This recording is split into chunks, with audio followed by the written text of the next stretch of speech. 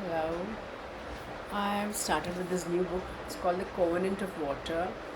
Such a beautiful book in the sense that he's talking about the water as a medium, as a fluid entity, and he's comparing it to Malayalis. Malayalis are also fluid in the sense they adapt to them wherever they go. They adapt to the place, they adapt to the situation, they adapt to the culture. So, just like how water takes the form of wherever it is, Malayalis also adapt themselves to the situation and take the form of the surroundings. So, that is how water is a common throughout a common medium in this book called The Covenant of Water, the agreement of water.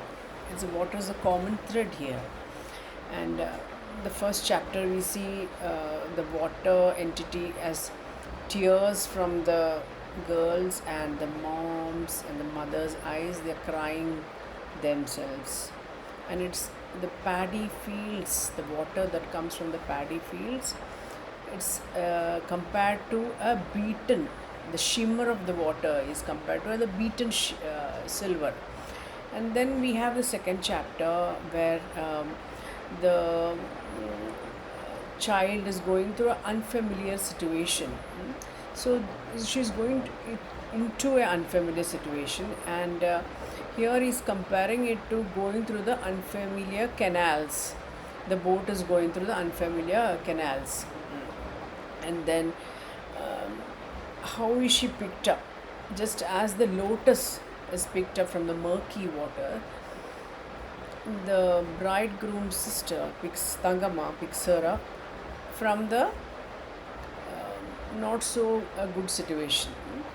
And also, here there's a mention of how the the traders started coming into Kerala, because previously when the spices were being used only in India and sourced from Kerala, some the Arabs, they sourced it from Kerala and then they used to send it to different parts of Europe, keeping the source of the spices a secret.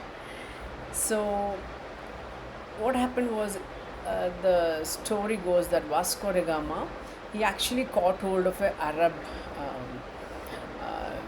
boatman, and then he threatens, and then he beats him up, and then gets out and he finds out that the spices are actually coming from Kerala.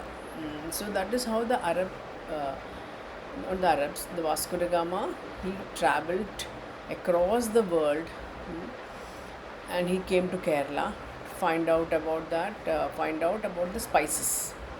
Because the spices, there were all sorts of stories how the spices are so good for health. In fact, in Birmingham itself, there was a priest who used cinnamon to cover his stale breath, and he made himself very attractive to other ladies in the community. And then there's a mention of cure for dropsy, gout, and lumbago by portions of turmeric, curcum, and pepper. Ginger also was used for some kind of sexual ailments.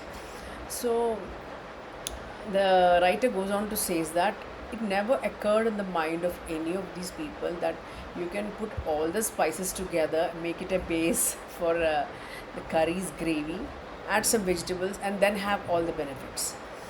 So that's really interesting.